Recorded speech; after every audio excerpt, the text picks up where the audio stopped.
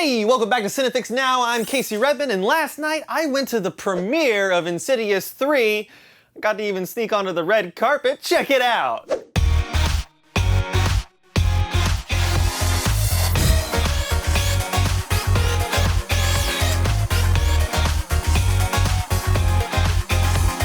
Stop! It's review time.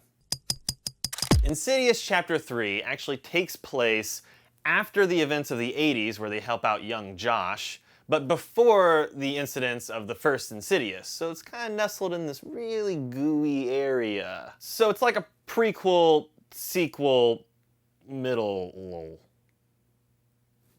I'm not personally a big fan of the how much gore can we fit in here, or this guy's mouth is attached to another guy's anus. It's just not for me. But Insidious just has this charm that comes from like the 1970s, 80s horror cinema, where it's all about creating a creature that you can kind of empathize with, but you're also a little terrified. I got scared, but I'm a big pansy. Now, while this movie does have jump scares, it doesn't rely on them as heavily as a lot of other films do. But the jump scares are fun, right? You get to experience it with the entire audience. Everybody gets to go, ah! And they do a great job in this one. Insidious 2 was criticized for sort of going over the same things that the first one did. And I feel like this one avoided a lot of those pitfalls. In fact, it's kind of a new theme they're going for here. It's more about being broken, being sad, being lonesome.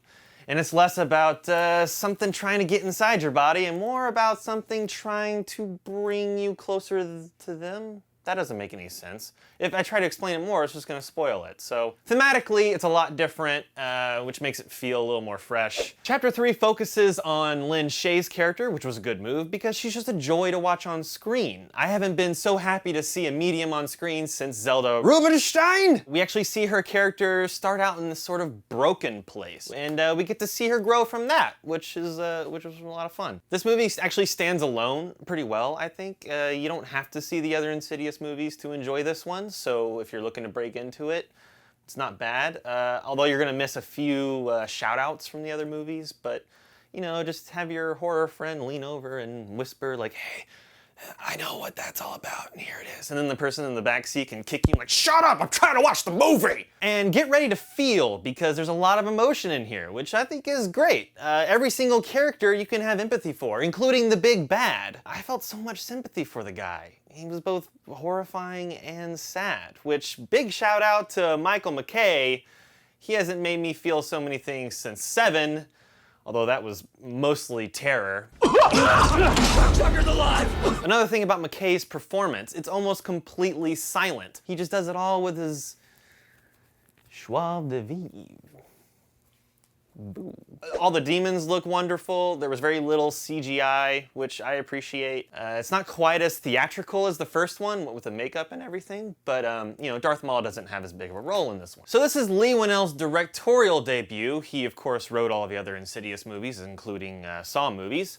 And he did a pretty good job, I think. You know, you can tell that there's a different director. The whole style seems a little watered down. That could also be because it's Chapter 3 and maybe the novelty is wearing a little thin.